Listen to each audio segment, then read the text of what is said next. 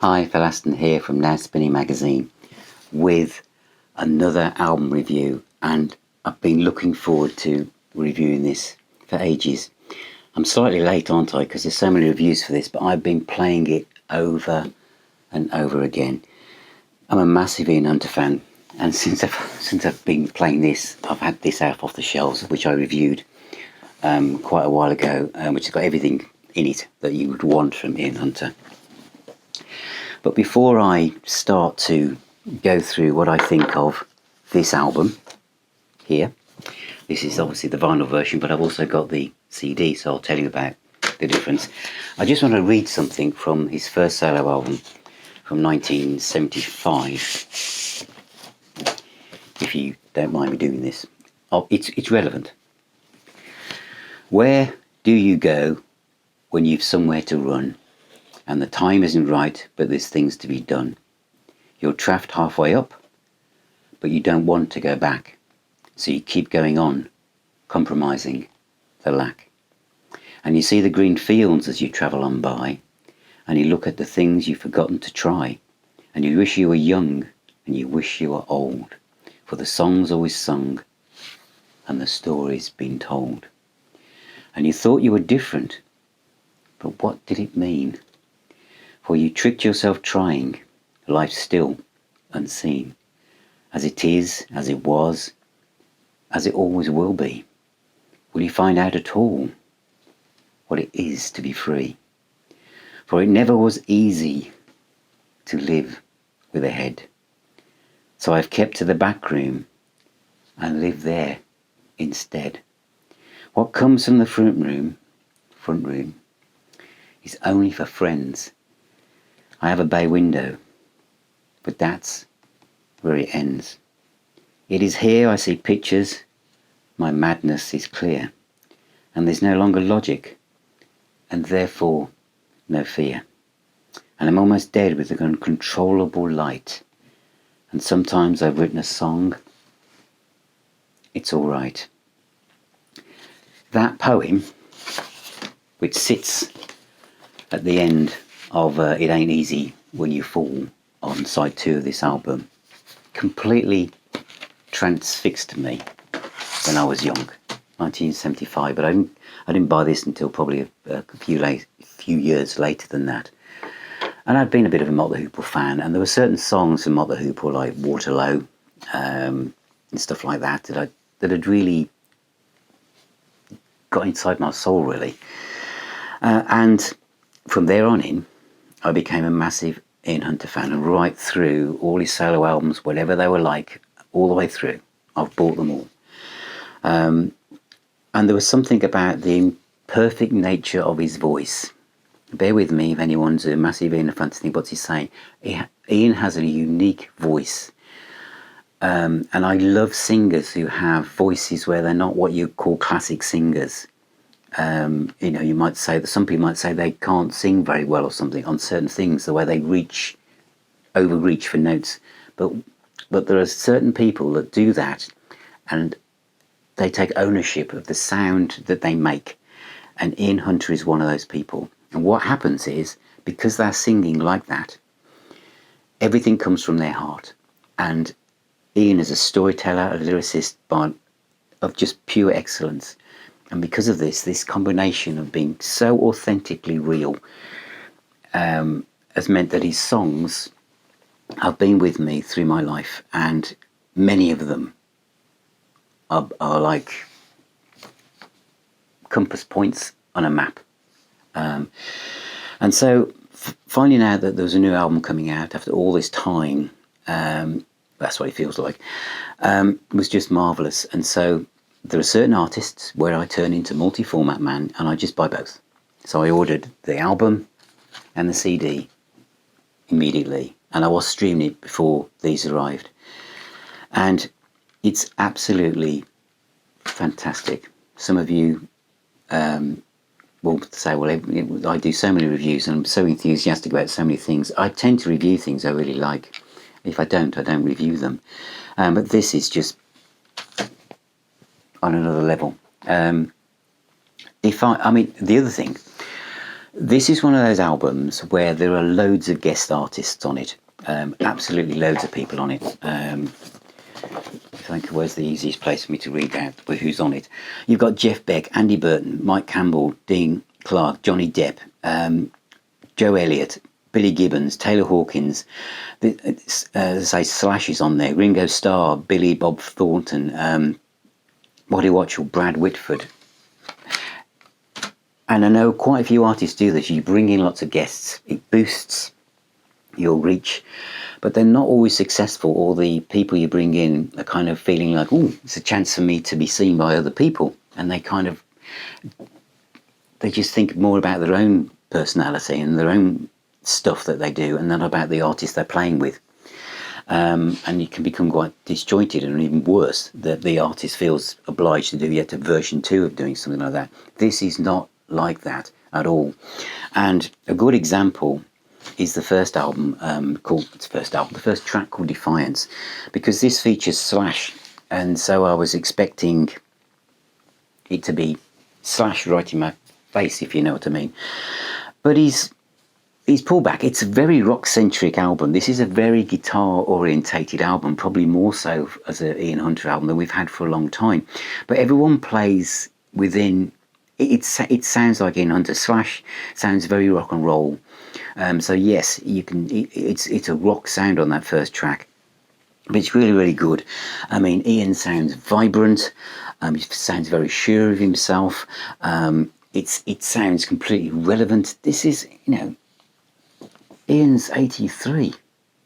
This is a wonderful inspiration for those of us who aren't yet 83 to think that, why not? It makes you think, oh, if you're in your 60s or 50s and you think, oh, my knees hurt and I don't know if I want to do this today. Ian's 83. It's just released a rock and roll album, bar none. Fantastic. It just makes you feel great. It's a wonderful track. Defiance, as if to say, this is what I'm going to do. It's kind of like sticking it to the man. It's a really, really great song. And Slash does not overplay. He fits with it. He's obviously listening to the song, and he's been, produced by Ian Hunter, no doubt. But it fits. It's just marvellous. It's just absolutely marvellous. It really, really is. The next track is called Bed of Roses, which was a single. Ringo Starr plays drums on this. And it's a joyous song. It's absolutely joyous song. And I think it's one of Ian Hunter's finest compositions. It really, really is. It's got a wonderful medley, a terrific chorus. There's a bit of Bruce Springsteen in there, a bit of Southside Johnny, a bit of Little Steven perhaps, but it's 100% Ian Hunter. 100% Ian Hunter. There's wonderful kind of built up of choruses and a vocal, at one point, but it's just a wonderful, wonderful life-affirming song. I could listen to this all day long, and I love songs about hope and inspiration and positive vibes. You know what I'm like. I say music is the healer and the doctor and stuff so many times, don't I? But it's songs like this that make me feel up. We need this. We need this in the times that we live in. We need this kind of music. It's like medicine. This album is like medicine. Take it once a day, at least, or as and when needed. It really is wonderful. It really, really is. It's a love song for people who live with hope and have dreams. That is what it feels like. It really is. And there's great slide guitar from Mike Campbell on this. Absolutely brilliant. The next track, track 3, is called No Hard Feeling, and it features Jeff Beck and Johnny Depp. Johnny Depp plays all the guitars, slide stuff, and the solos are by Jeff Beck. It's a very moving lyric. I don't know if it's about a father-son situation or if it's autobiographical. It's just storytelling, but it's wonderful. And Jeff Beck's solo, I'm looking at my notes here. Jeff Beck's guitar solo, the lyrics draw you in and bring you to a place for this song. And then Jeff Beck takes you by the hand and without words takes you to a place that only your heart can really experience. And this must be one of Jeff Beck's last sessions. And if you're a Jeff Beck fan, this is essential, even if you're not really a big Ian Hunter fan. But I would say it's worth the admission price alone for Jeff Beck's playing on this. And again, he plays with the feeling that Ian Hunter's putting across in the words. And this is what makes master musicians, to me, is especially guitarists who interpret the emotive feel of the words being used by the lyricist and the singer and turn it into a non-verbal version of that, and to connect with the audience. And this song does all of that. It's just heartfelt. The music is just wonderful. It's just so human, and the guitar solo at the main one is fantastic. But the guitar solo at the end of the track is just perfect. It really, really is. And then we kind of switch dials a little bit, and we have Pavlov's Dog, which is a mid-paced rock and roll song. It's a bit like Just Another Night from Schizophrenic in a way. Very uplifting. Bite the hand that feeds you. I Got a Job, Pavlov's Dog. I really, really like it. Fine solo as well from Dean Delio. So it's wonderful, wonderful track. Track 5 is Don't Tread on Me, with Todd Rundgren is on this, and he does great backing vocals and great guitar as well.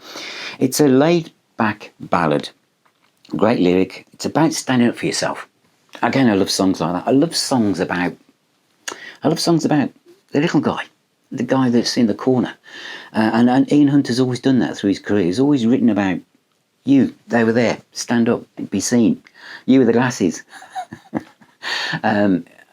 It's so motivational, it really is. As I said, great backing vocals.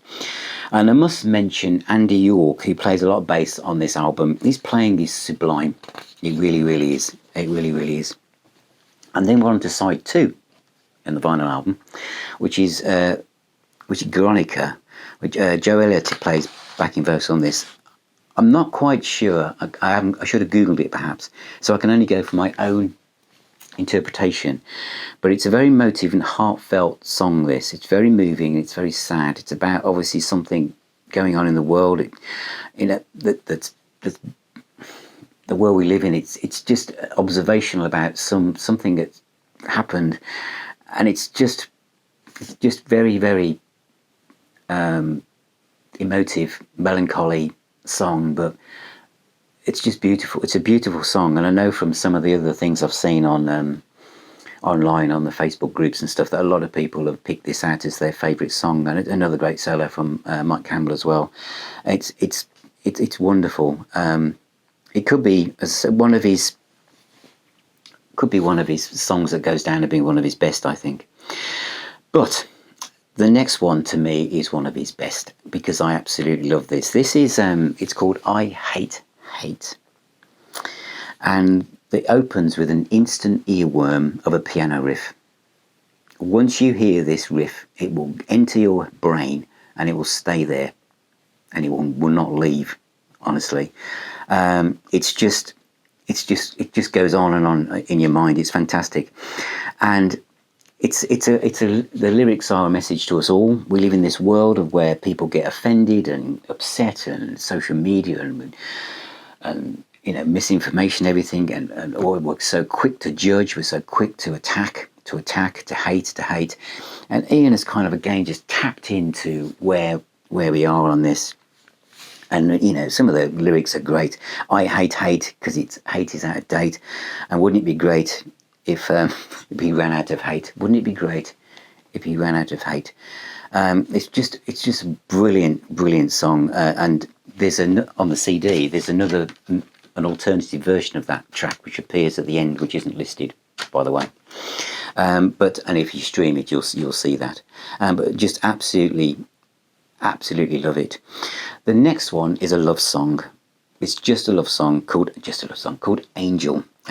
We've got Taylor Hawkins on drums, Duff McKagan on bass, Brad Woodford on Body Watch Along dueling guitars in a way. When I say dueling guitars, that perfect floaty picking just works. It's a slow groove. It just connects to you. It's just a beautiful, beautiful love song about being with someone you really love and you cherish, and it's a fantastic song, it really is.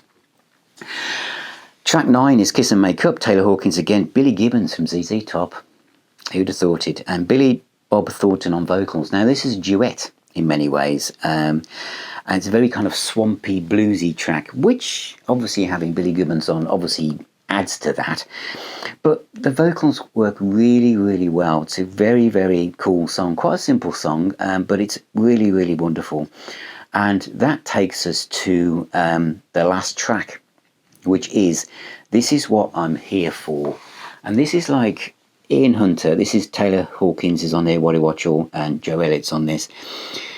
This is a good rock song. It's classic Ian Hunter, and it's about a musician. It's got to be autobiographical, about him living his life and doing what he does. It's very observational, it's very humorous, it's very insightful, it's fun. It's one of those great rock songs that Ian Hunter's done several times. And it's like Ian showing you, do what you love for as long as you want to do it. Don't listen to anyone else telling you it's time you stop to anything. There's a bit where he talks about the fact he was told it was time for him to give up and retire, and he goes, that was 50 years ago, and here I am still doing it. And and it's a great tagline, that is, really, because he's still doing it and he's still killing it and he's still fantastic. And it really, it's an inspirational thing that if those of you watching this video, including me, if I'm lucky enough, to be here when I'm in my 80s, I want to do what I love doing.